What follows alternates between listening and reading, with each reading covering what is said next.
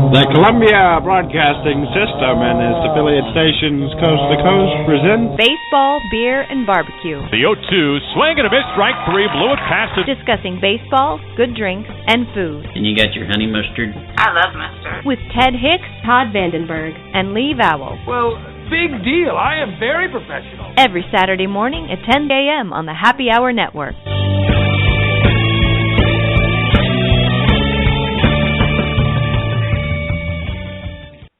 And welcome to Baseball, Beer, and Barbecue, NFL Playoff Edition with Todd, Ted, and Lee. Like us on Facebook. Follow us on the Twitter at Happy Hour Net, at Baseball Beer BBQ, at Real Ted Hicks, at The Unreal Todd, and I'm also on there. And read us on the happyhournetwork.com and our blog sites, baseballbeerbbq.com. We will be joined in just a few minutes by Antwan, Staley, reporter for the Palm Beach Post and Athlon Sports.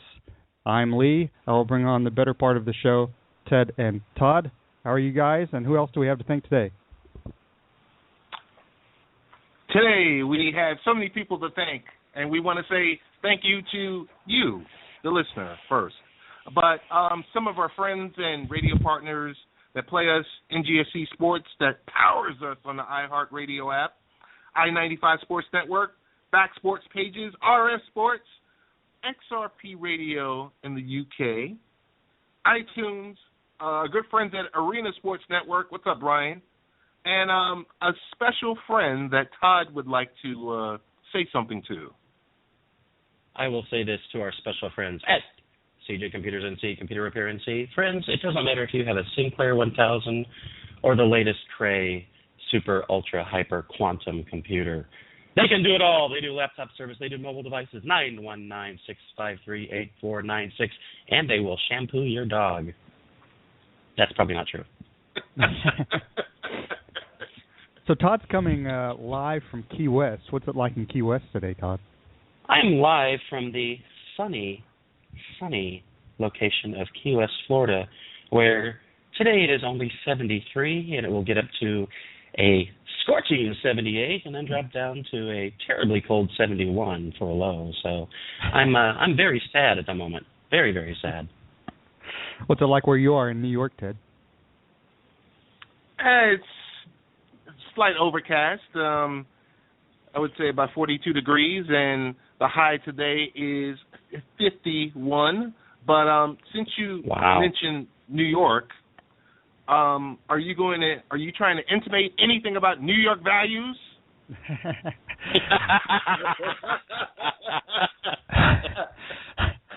No. I wasn't going to go political. But I will say I'm wondering if I'm in New York because you just described the weather here in Tennessee exactly what we are having right now. So maybe I'm in New York, so that'd be cool. So that's the weather, and that's the show. So thanks for listening. So yeah, we have a lot of stuff we're going to talk about. Obviously, we're going to have Antwan on at the bottom of the hour to talk NFL playoffs, and we'll get to that right before he comes on as well. But let's talk about some baseball news. How excited are you guys that Chris Davis signed with the Baltimore Orioles? 7 years, $161 million. Ted, does that mean the Orioles will not sign Cespedes? Thank you, Baltimore Orioles. Thank you. Because, I mean, I don't know. It's crab legs and being down by the Inner Harbor and seafood and Cespedes. Thank you for signing Chris Davis. And Mets ownership and front office, Sandy, I know you're listening to us. Get it together. Sign this guy. Give him a 3-year deal. And a blog will come out this weekend, about how the Mets should frame their deal and sign Cespedes exclusively on Baseball, Beer, and Barbecue from yours truly. That's awesome. My own personal plug. Sorry. No, that's awesome. Yeah, I definitely look forward to that. I always like your writing. Ted, I wish we had enough to pay you the millions of dollars that you're worth and Todd's worth. And of course, I would have to do it for free because my words are meaningless and useless. But Todd, what do you think about Chris Davis signing with your Baltimore Orioles? I think we do have the millions of dollars. We just choose not to give it to Ted. So that's just what it is. We gave it to Chris Davis. Exactly. I wish I was Chris Davis's agent right now. That's how I feel about the situation. I like the fact that he's staying with the Orioles. I mean, obviously he enjoys playing there. Obviously they have enjoyed him being there, and it's nice to see that the business side of baseball didn't screw up the relationship for once, because it certainly looked for a while, the offer's on the table and then it's pulled, and then okay, well fine, screw you, and it turned out to be an even better offer, and good on his agent for holding out, because he got basically what he was looking for, especially the years on the contract, because it's 6 years. I mean, come on, he's a big white power hitter. You know what's going to happen to him in 3 years. In 3 years, he'll be smoking 25 homers a year with like 800 strikeouts. That's just how it goes. So that's what he does already, right? I know. Close. Although seriously, he is a much better athlete than what you typically see in the big power hitters with who strike out a ton. So I mean, he is. He's an excellent defensive first baseman. So. And in a pinch, he can go up to the outfield for now. So that's a lot of years. So yeah, the Orioles will probably regret that in about 6 years, 5 years, but they won't regret it this season or next season or the season after that. So I like it. I mean, and I do like the Orioles. It makes the American League least more interesting. So I like it for that reason. Well, the least, I don't know. They're becoming awfully good at this point. I mean, with Chapman becoming the closer for the Yankees. Before we get into that with Ted, Ian Kennedy signed with the Royals for 5 years and $70 million. Yesterday. The thing is, I'm so old that I'm thinking if, when we were growing up and pitchers, if anybody got $1 million, it was like, oh my God, he got $1 million.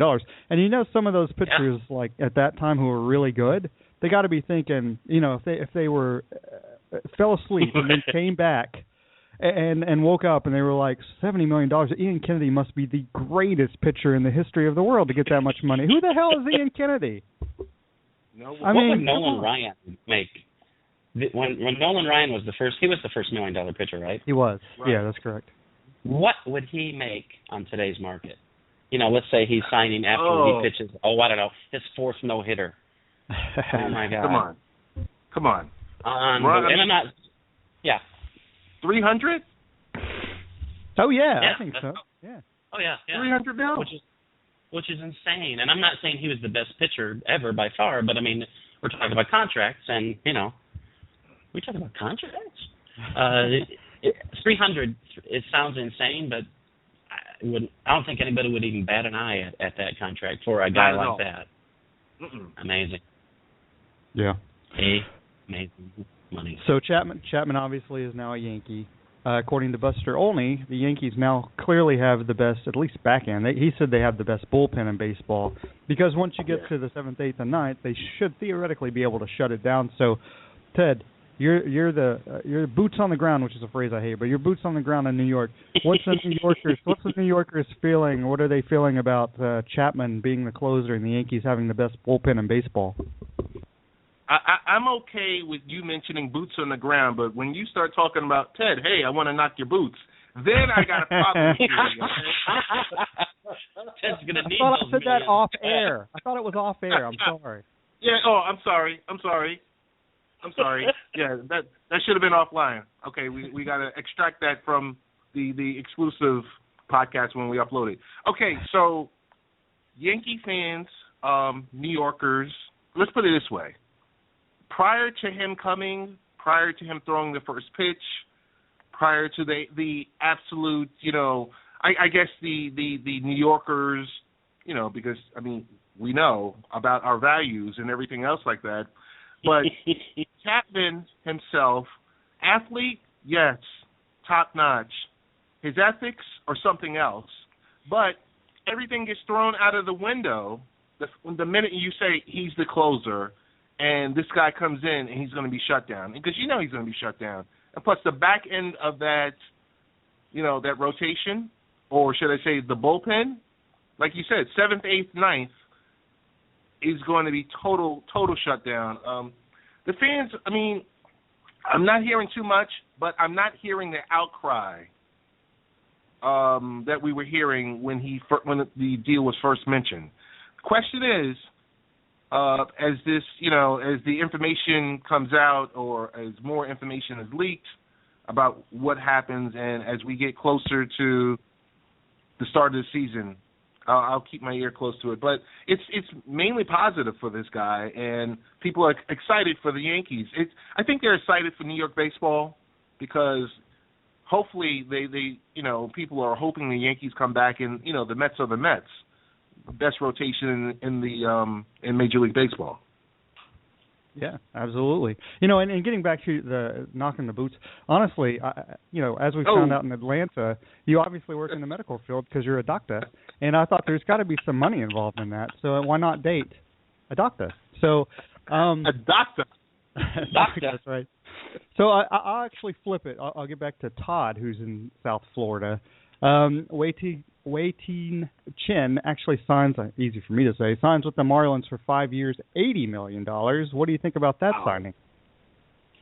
That's a typical Marlins lowballing tactics. I mean, $80 million for 5 years for a pitcher now is like, I should be able to make that in concessions the way baseball is.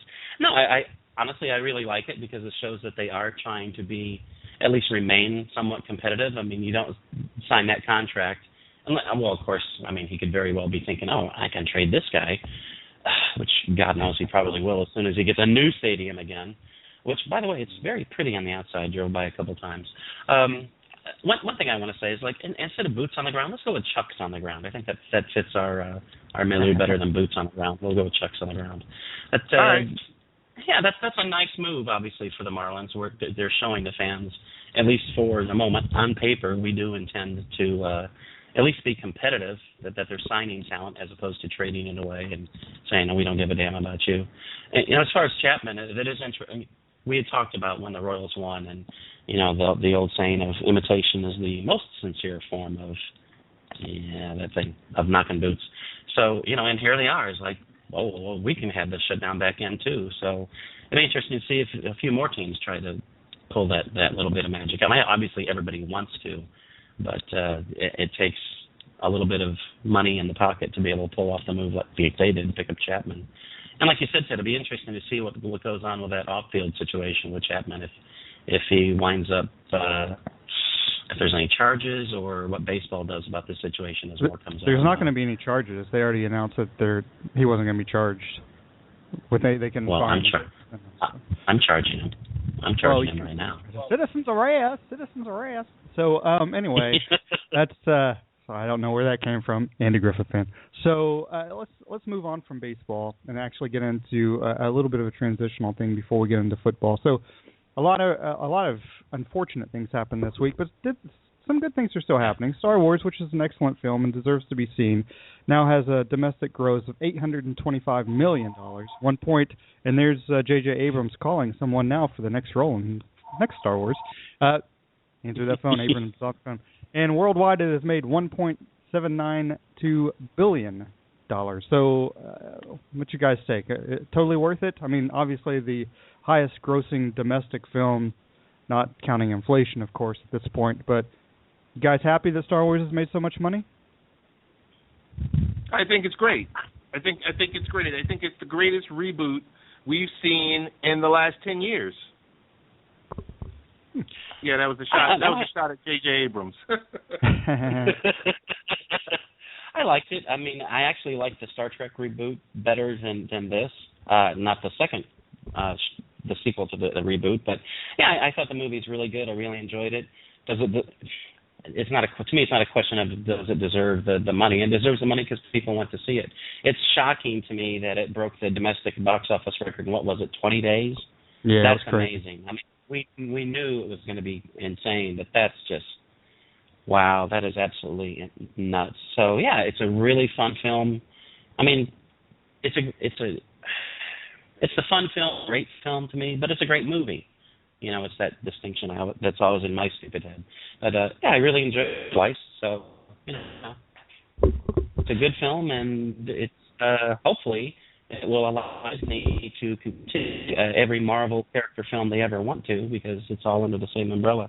And maybe we'll have a crossover eventually. Maybe Drax the Destroyer will wind up fighting with Kylo Ren and make him cry even more. So that's right. And a couple other good things that happened this week, at least locally, if you're a Tennessee fan. I don't know if you heard this, Todd, but Cam Sutton and Jalen Reeves-Maben have both decided to come back next year. So, yes, which is huge for the Volunteers, absolutely. Right. The potential of next year is now overwhelmingly top 10 at least. So, okay. So a couple of really negative things that happened. It was a bad week for humanity overall. We lost Alan Rickman, and Todd's going to discuss that in just a second. I do want to say a few words about David Bowie. David Robert Jones is his name. Was born January 8th, 1947. My musical sensibilities were born in 1980 because that was actually the first time I had heard Ashes to Ashes, which is still one of my favorite Bowie songs. Since then, Bowie has been one of my two music deities in my life, really. Of course, Bowie died on January 10th of this year from cancer, cancer sucks, obviously. He was a serious artist, but, always really quick to smile. You see him smiling in photographs all the time. A great lyricist, a great actor, but a very private person. In fact, he was cremated, and he didn't even have any family or friends at that. So that's interesting unto itself. Bowie may have been worth $1 billion and a huge star, but he never really saw himself bigger than the fans nor other musicians, who he was always really quick to help if they asked him to. I did find one quote from Jaleel Bunton of the band TV on the Radio, which I think is very telling. It's told a story, basically, story about Bowie recording a song with the band. You can actually view this on the Facebook page of TV on the Radio. There's a photo of the band and Bowie. The photo that you see, it says, the photo is from the day Mr. Bowie came down to our janky studio on Wythe Avenue and North 4th Street. I think that's in New York City, Ted. You can correct me if I'm wrong. But he was so wonderfully unaffected. As you can see, he's dressed like a dad. I mean, the guy, he's in the 60s. He had no entourage. He asked for no special treatment and made no special demands. I don't remember, but I'm almost positive he didn't ask for any money. I'll never forget his New Balance sneakers.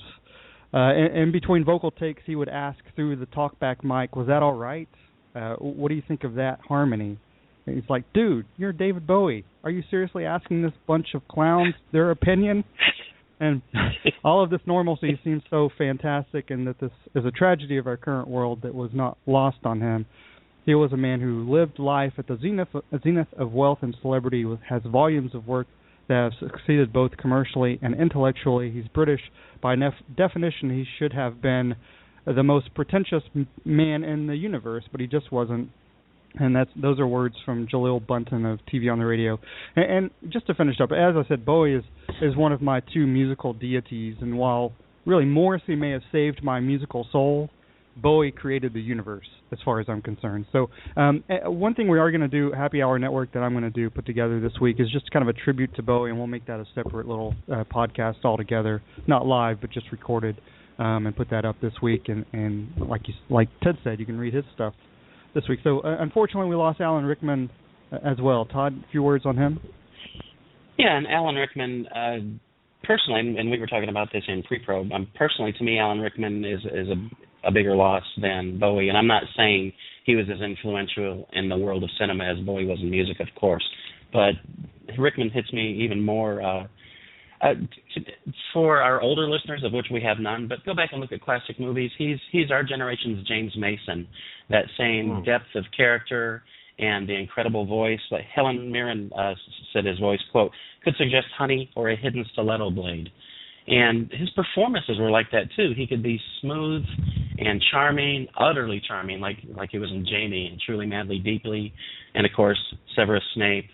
Hans Gruber, one of the great film villains ever. I mean, I believe AFI ranked him the 42nd best villain ever, which is ridiculous. He's at least the second best film villain ever, and it's all due to Alan Rickman and his incredible talent. A couple quotes for him that I really, really enjoy. The first one, I'll give you three, actually. Each character I play has different dimensions.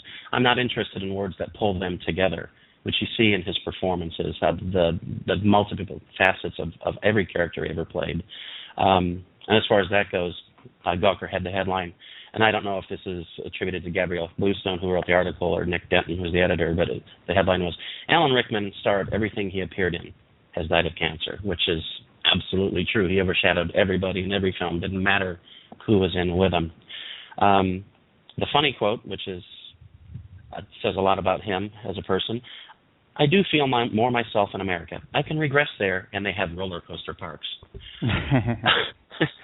And the more serious quote, and it's a human need to be told stories. The more we're governed by idiots and have no control over our destinies, the more we need to tell stories to each other about who we are, why we are, where we come from, and what might be possible. He's a master of tone and nuance. I mean, you think of his performances and the quality of his voice and his delivery. I mean, words like unctuous and supercilious, which most actors probably don't know what those words mean, and he just absolutely effortless, the way everything just poured out of him. I mean, and I'm not just the voice. I mean, the performance just poured out of him. It was like cyanide mixed with honey in a lot of his parts because, again, they were so complex. So to me, it's just a huge loss. I mean, he's more than a character actor, and it didn't matter what part he played. Is like there was a lot of character in every part he played. So it's a very, very awful week for humanity, as you said, for sure. And I just want to. Sorry, go ahead. I just want to include one quick thing. Rickman, true artist. I mean, we did lose two true artists this week. On Bowie, I will say his connection with R&B and hip hop so heavy because I can just read off a few names from Queen Latifah to Old Dirty Bastard to Ice Cube, Puff Daddy, Dr. Dre, Jay-Z, EPMD. What did they all have in common? They sampled David Bowie. So with just putting that together, there's just the ultimate amount of respect for Bowie and for Rickman. Loved his movies, loved him in character. So a great loss on for this week. And Lee, I know you're probably going to mention something about Mort. I'm going to pass it back to you. Sure. Actually, I was just gonna follow up. Actually, excellent point that you brought up about African American artists, and David Bowie was a guy in 1983 when MTV who was not playing any African American artists. If it's there was a time, and we're all old enough to remember when MTV started. They didn't play anything that was close to black music. And in an interview on MTV, David Bowie told them, "Why are you not playing any African American artists?" I mean, it's so obvious. You're missing. Yeah, you want to be a big music channel, but you're missing a huge population and a huge entertainment value and huge artistic value that they finally brought on, and then they almost went. It was crazy. MTV. I was a big Dead Kennedys fan, and they have a song called MTV Get Off the Air, and from 1987. I stand by that today. So, moving on to the NFL. The Rams and Chargers both moving to Los Angeles. It appears, the Rams definitely are. The Chargers may. The Raiders may. It looks like the Chargers are the team that may go first if they have the first opportunity to go anyway. And the 49ers hire Chip Kelly. Ted, your thoughts on that? That Stan Kroenke you should have just kept laughing. That would have been like Stan Kroenke is the most gangster businessman, billionaire we've ever seen in our time. Come on. A year before anything happens, he starts to lay the groundwork. And he's letting the other billionaires in the room, hey, don't cross me. So Kroenke told you what he was doing. He did what he wanted to do. It's a lucrative deal. The Chargers would be fools not to jump on this and become a tenant or some type of a partner. The Raiders are going to remain in Oakland. Chip Kelly with the 49ers, good luck. As long as, this is what I'm guessing, as long as he doesn't push out Trent Baalke, then the 49ers won't be even more of a mess next year. But I don't know. It's a lot remains to be seen there with Chip Kelly going out west. You would think everything that happened in Philly, that this guy would be a pariah. But I don't know. Maybe I don't know anything. Back to you guys. No, I think it's. I think that's an important part. Sorry, Todd. I do want to say I think that's important that he's not going to be the GM as well. I think that's important, and that's a good point, Ted. So, Todd? Yeah, it's very important that he won't control the talent, because when he sees it, he gets rid of it, as we saw with the Eagles. The question is there any talent left on the 49ers to get rid of? They might as well have made him the GM there. Who knows what's going to happen with him? I mean, obviously, to me, his reputation as a genius coach was absolutely overblown.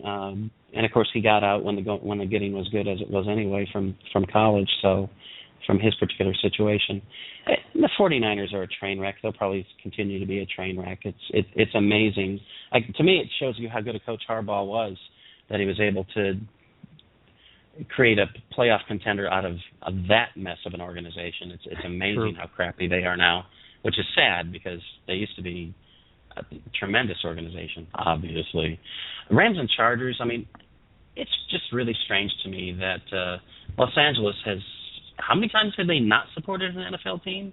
And now they're going to have support two? Magically, they're going to have enough fans. They're going to show up at the stadiums twice. Okay, whatever. Maybe 6 million football fans have moved to the area, but it's really, and obviously it's for the TV market. That's why they want it there. They probably don't even care if anybody shows up for the games in person, which is probably good because they won't. Maybe the stadium will have like a special funnel where, the camera's going to be in here, so we actually want to seat the 15,000 people right here, so that, all the games will be filmed from one little section, so it looks like they have a full crowd, and they'll pipe in noise. They can get some technology from the Atlanta Falcons for that. So yeah, exactly. I'm sure they have their whole situation covered there. Well, this is my take on it, and I want to say, before we're joined by Antwan Staley in just a couple of minutes, I have a couple of little sound bites I want to play. But first of all, I agree with you, Todd. NFL, I have a friend who lives in Los Angeles who posted something about all the NFL teams are moving to Los Angeles. The traffic's going to be awful. That was their only take on it. Also, my take on it, as a team that plays in the same division as the Seahawks, was, Chip Kelly, he's actually a pretty decent coach when he just focuses on football. He's walking down the stairs, it sounds like. Anyway, he's a pretty good coach when he just focuses on football. But I was thinking, he might actually make Kaepernick a better quarterback. And then I thought, well, wait a minute, Kaepernick's African American, so he's just going to kick him off the team. And then I realized he wasn't going to be the GM, so he actually may improve Kaepernick. So, and it was a roller coaster ride for me. So, anyway, last week, all four teams, wild card teams, won on the road. First time ever. It could have something to do with the quarterbacks were better on those road teams. Something happened last week that was fairly exciting for me. I was here watching the game with my friend Sam, expecting the Seahawks to lose, and then this happened. Jeff Locke holds. Blair Walsh from 27 yards left hash. Snap good. Spot down. Walsh's kick is up. And it is no good. He missed it. Are you kidding me? The season can't end like that. He missed it left. And the Seattle Seahawks are off to Charlotte. That's the Vikings. This was the Seahawks. He's got 3 of them already today, does Blair Walsh, from 22, 43, and 47, but all were going in the other direction. This is a 27-yard field goal attempt from the left hash mark for Blair Walsh to try to give the Vikings the lead. The snap, the kick is up. It's no good! Are you kidding me? It's no good! Oh, baby, it's Christmas in Minnesota. And the Seahawks have dodged a bullet from 26 yards out. Blair Walsh, misses the field goal attempt. And Seattle now with 22 seconds left. And the Vikings have no timeouts left. One kneel down, and the Seahawks will move on to Carolina. Holy catfish, do you believe it? It's just great to hear both sides of that story. It was I feel awful for the fans of the Vikings, but I'm a Seahawks fan, so I was glad of the outcome. So we are actually now going to welcome Antwan Staley to the program. Antwan writes for the Palm Beach Post and Athlon Sports and can be found on Twitter at Antwan Staley.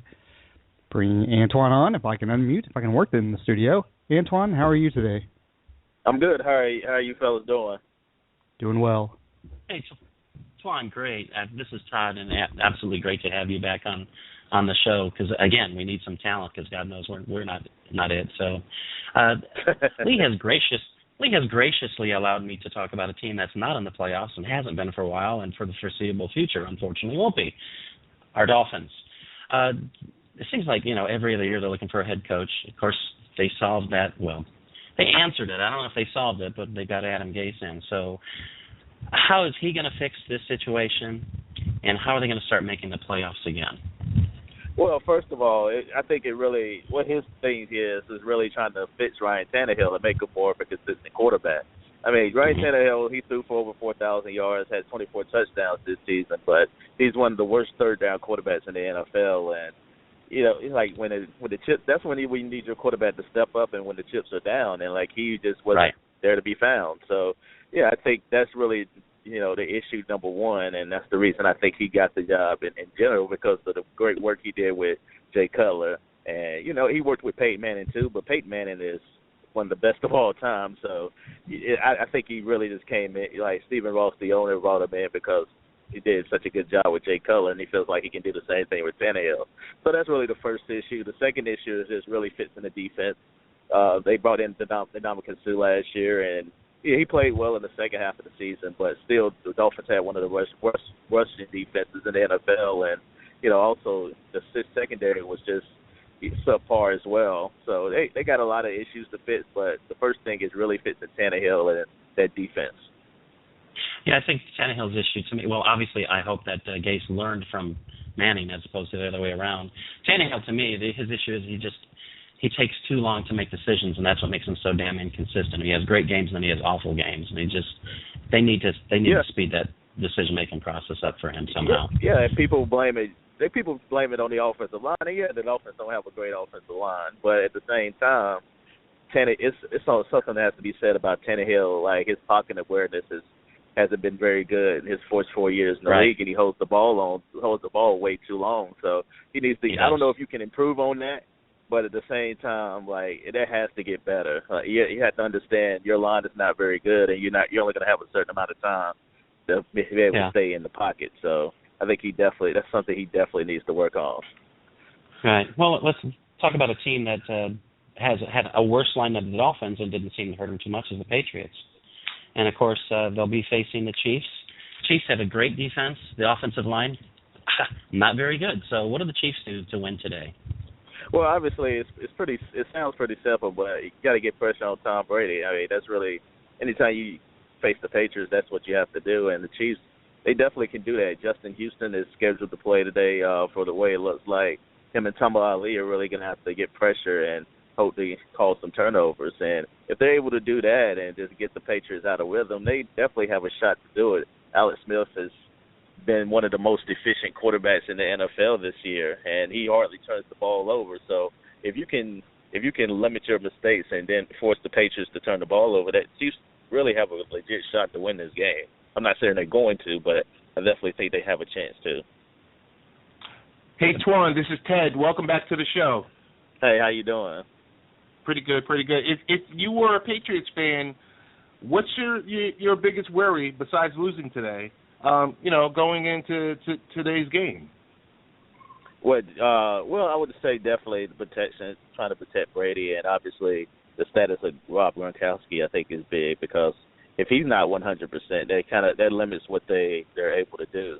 I know Julian Edelman is going to come back and Damian Amendola, but Rob Gronkowski, to me, he's their best player. I know Tom Brady is great and everything like that, but Gronk is just the X factor, and without him being 100%, that limits what you're able to do on offense. So, yeah, I think that's really the big thing to worry about if you're a Patriot fan. Guys, predictions for today's game? Yeah, I'll go first. I think it's hard to pick against New England. Even though I think the Chiefs are a tough matchup for them and they blew them away last year, it's hard to pick against New England when they're at home in the playoffs. So I've got to take the Patriots. Todd? Okay. Todd doesn't want to answer. I don't want to answer. Go ahead, Ted. Go ahead. Okay. Okay. So I'm the Jets homer. I can't go for the Patriots, even though I got a feeling they're going to win today. I'm going to pick the Chiefs in a close one, 27-23. Well, I think now that I've figured out how to unmute my own microphone, I think that the Chiefs will do exactly what Twan said. I think that they need to do, that they'll put the pressure on Brady, which a lot of teams have managed to do late in the season, and I think they'll win by 10. Good. Yeah, I'll go with New England. I think it's hard to pick them against at home, but I think it's going to be a very close game, like 24-21.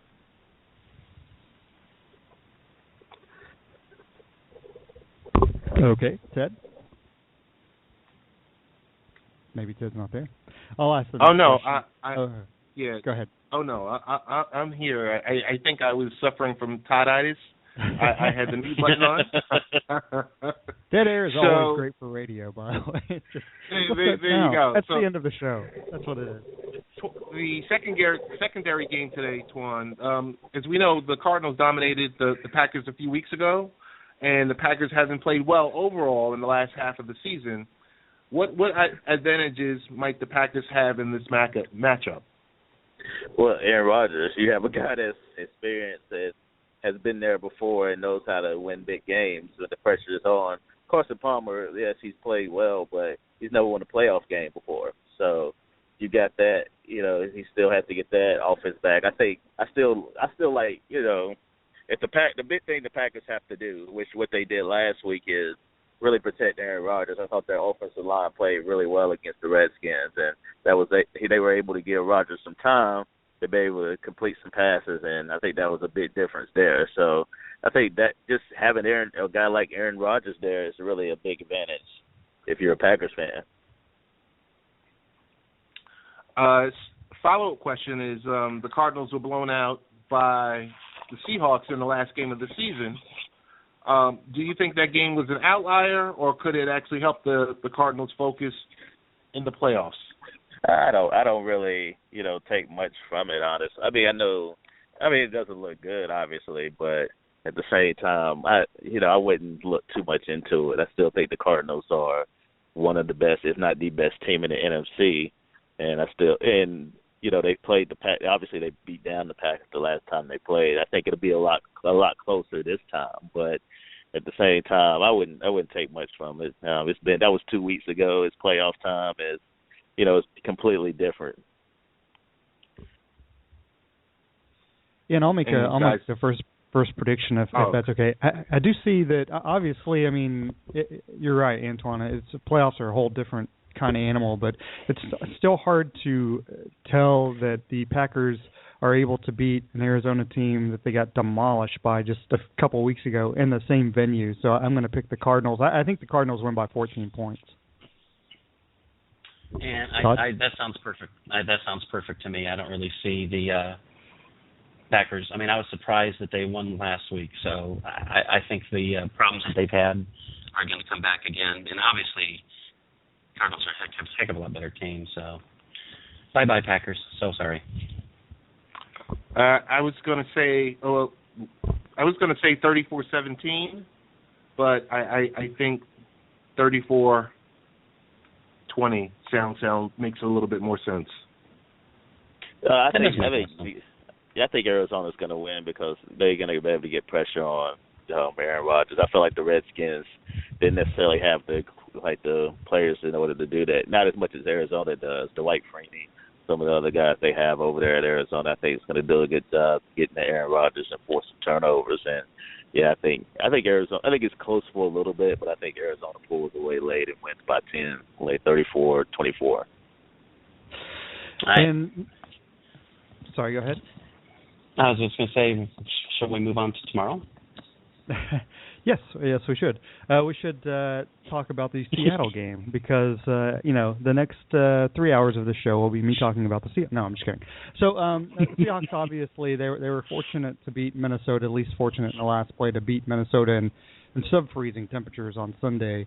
Seahawks are still an experienced playoff team. Antwan, you've already mentioned the playoffs experience has a big, is a big decider as far as the playoffs go. They led the Panthers late in the fourth quarter in a game earlier this year. What can they do to win the game today? Well, they're going to have to just be efficient and they have to be able to run the football, I think.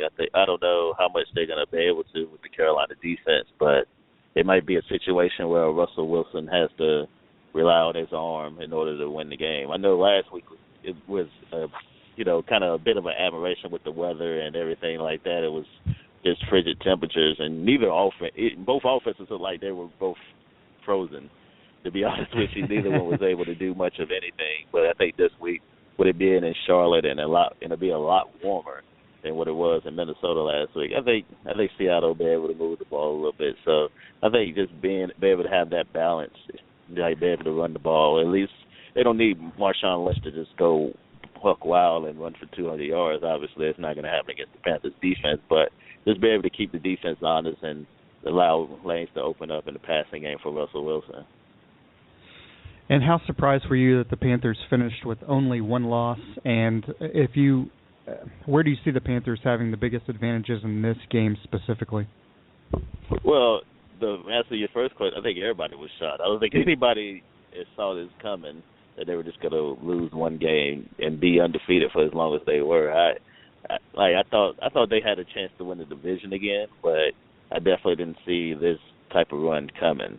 So yeah, it's definitely a surprise to me. I'm sure it's probably a surprise to most people. But the second question, or really the defense, I think the defense has really been the staple the past few years, just been able to slow down on the run. And obviously Josh Norman's had a tremendous season playing very well at the corner position. So, and, Cam Newton, he's just so versatile. Him and Russell Wilson are a lot alike, and it's up. Cam Newton's just about 6 inches taller, but at the same time they kind of do the same thing.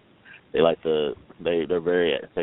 accurate at times, and they also like to use their legs as well. So, but yeah, just really the Panthers defense and being able to run the ball whenever they have to. I think that's really a big strength for them. Yeah, and I'll predict this game first. As much as I want the Seahawks to win, first of all, I think it's bad luck for me to pick my own team. But really, I think the Panthers gained a lot of confidence from beating Seattle earlier this year. And now that they actually have a home playoff game, it's going to be awfully tough to beat them. I think the Panthers win in a fairly low-scoring, close game. Todd? I think the same thing, and obviously I would like to see the Seahawks. Maybe it's not obvious, but I'd like to see the Seahawks win. But it's really tough to pick against the Panthers. I think the same thing, like maybe 19-17, something, just a really, really obviously physical, incredible game with two of the absolute best quarterbacks in the league right now. Where are you guys? Come on. Don't you listen to the Seahawks Show podcast? Come on. I never listen to it. I'm too busy talking. I never listen to it. There's no way Seattle loses today. Or excuse me, tomorrow. That's even better. Whoa. No way, without a doubt. And we appreciate everything. Cam is definitely the MVP. They do have a great team. But Seattle in the playoffs, going against them, I can't bet against them. Sorry. As y'all know, I'm from North Carolina originally, so my heartstrings are with the Panthers. But having said that, I like Seattle to win the game. I think it's going to be a very low-scoring game, but somehow, some way, Seattle has that magic. When it's close, usually, except last year in the Super Bowl, usually they pull out games like that.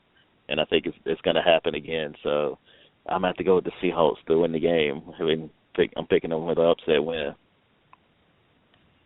And the other game tomorrow, of course, is the Steelers and Broncos. And Steelers won a really, really ugly game in every sense of the word over the Bengals in Cincinnati. Are they going to be healthy enough offensively to put up enough points against the very good Broncos defense to win? That's a good question.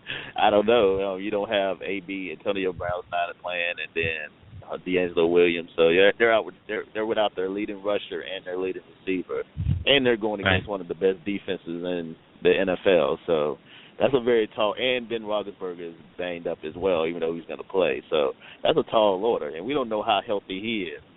He certainly wasn't healthy last week. If he was, they wouldn't have brought in they wouldn't have had Landry Jones out there right before the Jeremy Hill fumble. So he's obviously suffering some pain. So I don't know how far along, how long he's gonna. I mean, how can he complete deep passes? I don't know. So there's a lot of questions with the Steelers. I think Denver at home with their defense, they're gonna be able to get pressure on them. And I don't know. Like I can't see the Broncos winning this game. Peyton Manning, yeah, he struggled at times in the playoffs. I think the 2 weeks that helped him, and I think they'll be able to just do enough to get the job done. But I like the Broncos to win. Yeah, and exactly what do you expect out of Peyton today? I mean, obviously he was much more of a game manager a couple of weeks ago. How do you think that 2 weeks off is going to help him?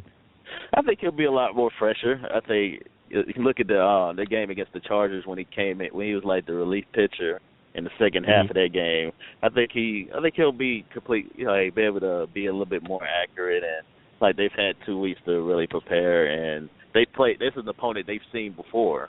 So Peyton didn't play the last time, but at the same time they're familiar. They just played each other about a month ago.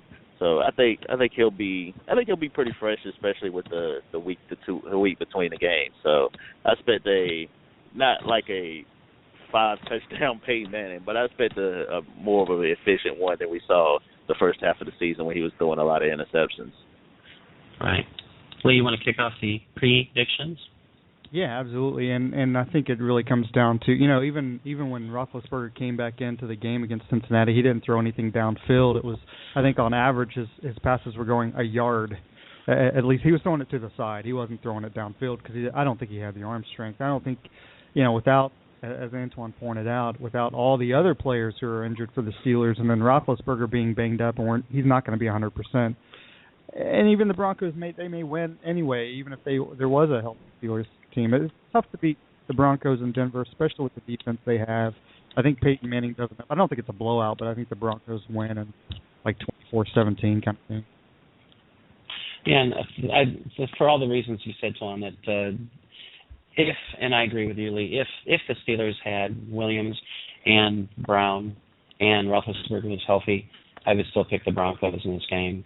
And as banged up as they are, and not even on the field, it would be amazing to me if the Steelers won this game. I think the Broncos handle this pretty well, and I think Manning will have a really good game. Like you said, not a 5-touchdown game, but I think he'll be extremely efficient, even better than he was in the second half against the Chargers. So I think it's the Broncos going away. I kind of think based off of this show, once the Broncos do win, we're going to start to talk about Peyton Manning's last ride. I mean, do we expect to see – none of us here on this panel expect to see Peyton throw 5 touchdowns, but who wouldn't take Peyton Manning at 40 with his amount of intelligence over the field and his the depth of understanding what's going on the field at all times in a game like this? Definitely Broncos. Peyton, yeah, he's going to be the game manager, but I'll take it. And watch the media start talking about his last ride.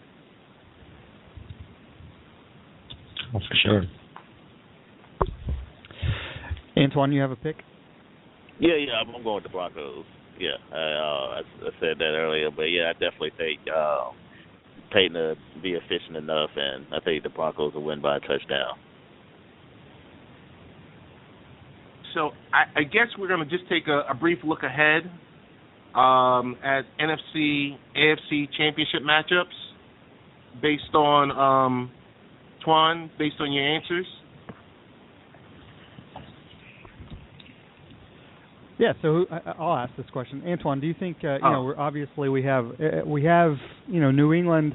We think they're going to win, and if the Broncos win, that means New England now has to travel to Denver, and it's again we got a Manning and Brady matchup, but we got Denver's defense that Manning has never had, and then I think you had the Seahawks and Arizona. We've seen what the Seahawks can lose at home to Arizona, but they can beat Arizona on the road. So. Based on those matchups, who do you see making the Super Bowl at this point? If between those matchups, I probably would go with Arizona. I just think it's their time. I know Seattle blew them out the last game of the season, but I think this time will be a little different, and I think it'll be a very, very close game, and obviously rivalry games. When you factor those in, all bets are off in that sense, but I think the Cardinals will come in more prepared this time, and I probably will pick them to represent the NFC. The AFC is a little bit more tricky.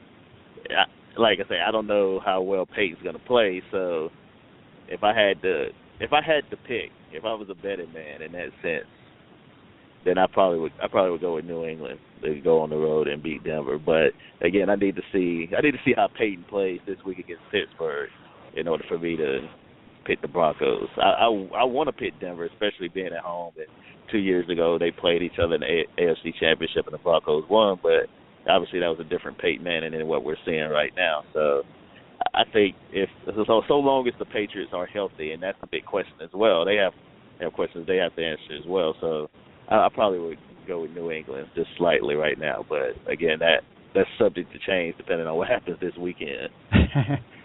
Yeah, I still get the feeling that maybe the Broncos have been fooling us all season long, and they just wanted to rest Peyton for the playoffs, and he's going to come into the playoffs and he's going to throw for 450 yards and 6 touchdowns, and it's going to be like, man, they played with us all year long. So I have one more question. This is a non-NFL question, but I know you write about hockey. Yeah. So Patrick Kane. I'm a Blackhawks homer, but Patrick Kane. If the season ended today. He clearly, I think he would win the Hart Trophy, but could that be a really good story for the NHL? Because obviously there were some sexual assault allegations that seemed like maybe it was just exploitation, to be honest, as it came out. And now he's going to be the Hart Trophy, could be the Hart Trophy winner if it continues. He's well ahead in the points race. What's your take on Patrick Kane, and what about Florida's playing really well? What do you think about that? I think. Kane is what Kane is doing is he's just had an outstanding year. Of course, he had the point streak going on, and the Blackhawks are. I think the Blackhawks are they had points wise, they're not the best team in the NHL, but at the same time, I think when the playoffs come around, nobody wants to play them, obviously, because of their experience and things like that. And Corey Crawford, I think it's a travesty he's not in the All-Star game. I think he's played tremendously, very well, honestly. Has been one of the better goaltenders in the NHL. So, but yeah, to answer your question, Patrick Kane, he continues to amaze me, and he's just one of the better players, if not the best player in the NHL right now. Will he win the Hart Trophy?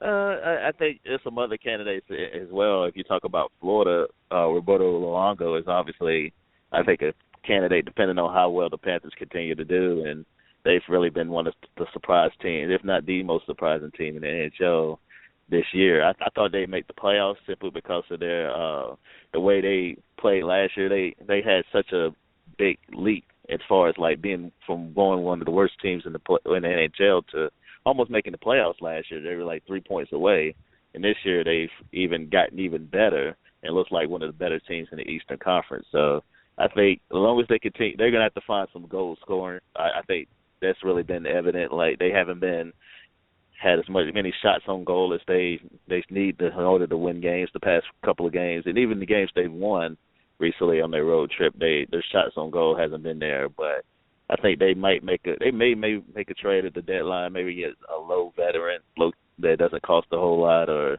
a lot of value. But I definitely think their team on the rise, and they're going to be interesting to watch, especially after the All-Star break coming up in a few weeks.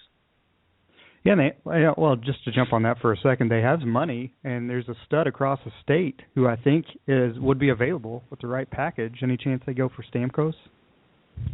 I don't know. It depends on what Tampa would want, and I'm sure they probably will. The Panthers have a lot of great young talent, So I don't know if they want to part ways with so much young talent. That might cost a lot to get Stamkos, but hell, you can't go wrong with getting a player like his caliber. He would definitely help with their offense. But I mean, it's something they could definitely entertain. But I don't know, it might cost them too much, and I know they really like a lot of their young talent, and they really want to continue to have that young talent grow instead of trying to go out and get a lot of free agents. But if the price was right, why not? They could at least talk about it. Yeah, absolutely.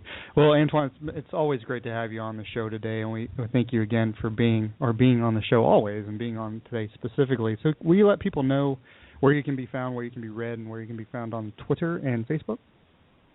You can find me at Antwan Staley on Twitter. Find my work at Palm Beach Post and Athlon Sports. And if you're on Facebook and you do that thing, my name, Antwan Staley, I'm on there as well. So those are the places to find me. And it was a pleasure to join you guys again. And hopefully I'll talk to you guys soon.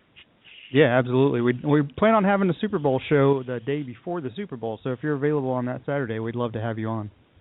Sure. Yeah, I will be available. So, just you know where to find me. So, we'll talk then. Sounds great. Thank you very much. And, have a great weekend. All right, y'all enjoy the football and the basketball for some people, too. That's right. Yeah, go Hills. All right. Twin's always great to have on. I mean, it's I don't know what's wrong with my mouth today. It doesn't seem to want to form words in any kind of fashion, but it is what it is at this point. So, I have one little more soundbite. I don't know. Were you guys able to watch football last weekend? Ted, Todd, I know you were out running around, I think, but Ted, were you able to watch any football? Not at all. Really? You didn't watch any football? What was everybody? Why was I home? Wait. Are you talking about the college? Why does everybody have a life but not me? I'm still sad. I feel bad about my life. Oh, are you talking about playoffs? You talking about playoffs? Playoffs? Yeah, I'm talking about the playoffs last weekend. Oh yeah. I was watching the playoffs. I thought you were talking about college football. I'm like, nah, don't do that. No, nobody watched that. No, nobody watches that. So. It was just a shame because they missed a great game. I actually only saw the first half because it was like I had to work the next day. Holding those games so late. They should hold it on Sunday. They should do it just like the Super Bowl. Hold it on a Sunday at 6:30 where everybody can watch it. NCAA is just, they're full of stupid idiots. But I do have, there was one play in particular near the end of the game, or in the fourth quarter, because it was 9-0 forever, and it was, like I said, it was sub-zero in the Seahawks-Vikings game. And it was one of those games where it was like, this game, I mean, you could see him breathing. It's like, it's crazy cold. But there was one play that really changed the scope of the game offensively, and it was, well, I can't do it justice. This is what it sounded like. Steve Rabel, who calls the games for the Seahawks, great voice, I think, for calling games. We play him on a Seahawks show. Thanks for the shout-out earlier, Ted. Seahawks show, again, this Monday, but we always play Seahawks sound on that show. This is what the play of chaos basically sounded like.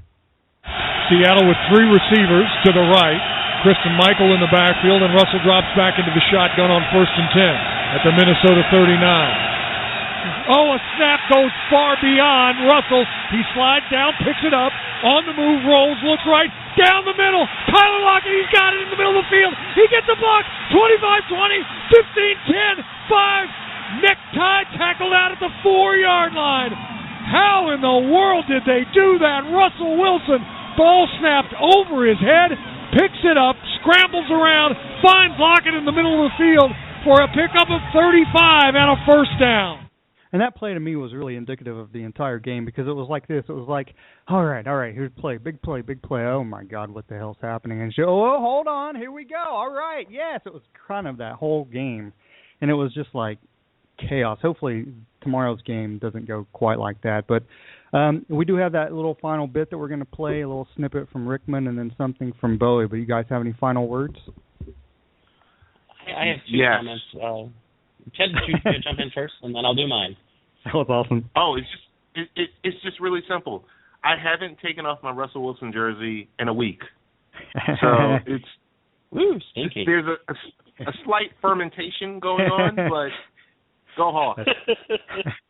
Go Hawks, that sounds familiar. That's how Kevin always ends the Seahawks show. It's usually like final words, and he'll say, go Hawks, and that's the end of the show. So thanks for that, Ted. Todd? My comment is, actually, it's a question for you, Lee. I wonder if Matt Groening is your daddy, because you're such a homer. I am a homer. But we have to be, the thing is, though, the reason I like you two guys and talking sports with you, which is what we do, and no matter if it's football or baseball, is we don't ever go out against other fans of other teams or put down other teams. No. It's more about, this is what we talk. We love our teams. We want them to win every game by 80 points, no matter the sport. I don't know how you do that with Djokovic in tennis, but it is what it is. But I would never, especially after somebody who loses a game, I would never go to them, and if I didn't have a team involved, even if my team was involved, especially if my team wasn't involved, I wouldn't say, Todd, your Dolphins, why would I do that? Why would I find some kind of happiness out of that? What's missing in my life that I need to do that? I would never do that. Yeah. You play like Barry Sanders, man. You score your touchdown, you hand the ball to the ref. It's like you did what you're supposed to do. You don't gloat. And especially when you're not even involved. Like, I doubt that Barry Sanders traveled to other NFL games and asked if he could spike the ball for the Chiefs because they just beat the Chargers. I mean, I was like, come on. I was like, what are you doing? That's wow. Yeah, it's funny. Yeah, but I mean, anyway, I don't say this on the air, but I really appreciate you guys for being that way. It makes the shows so much more fun, and I really just appreciate it from a sports fan point of view, because putting other people's teams down, because the team really becomes part of the individual after a while, and that's who they are in sports anyway, and it's no fun. Nobody wants to hear that crap. So anyway, that's the end of our show. Todd, will you tell us what we have going on tomorrow at 10 a.m. on Sunday, which is tomorrow, of course, I have to be redundant. Sunday, 10 a.m. on Sunday, we will have the inaugural show of the tennis scene, 10 a.m. on Sunday. That's 10 a.m. Eastern on Sunday with the fabulous Marisa, and we will be talking about the Australian Open, and we will be looking ahead to the season in general. This should be an excellent show because, unfortunately, we'll be there, but she will make it just as Swan did today. The show will be vastly improved by the fact that there's a professional involved, not us. So that's right. A lot of fun. Right, and she writes for Bleacher Report. And next week we have Joe Kennard from Bleacher Report talking about the halfway point in the Australian Open. Ted, what's going on Late Night Parents this Wednesday? Nothing. Nothing's going on Late Night Parents. Ted a very very special show is coming on. I had to, it's kind of like my trademark. I waited a couple of seconds before I said something. the master of the pregnant pause. It's funny that Ted says that, honestly, because I was thinking that earlier when we were talking to Antwan, and I was like, Ted is like Sinatra. He's just behind the beat. It's really, really good. It's He's a master. He's a master. So anyway, if you guys want to hear more Happy Hour Network shows, of course, the Tennessee 10 a.m. tomorrow live. Seahawks show 7 p.m. on Monday, 4 p.m. Pacific, because we have some people who obviously listen to us on the West Coast. And then Late Night Parent on Wednesday. But this is the final bit for Rickman and Bowie. I tried to kind of get things that match together, so it's a Rickman bit from Harry Potter and then something from Bowie. So thanks for listening. And also, again, thanks to everybody who replays the show, and have a great week. Clearly, fame isn't everything.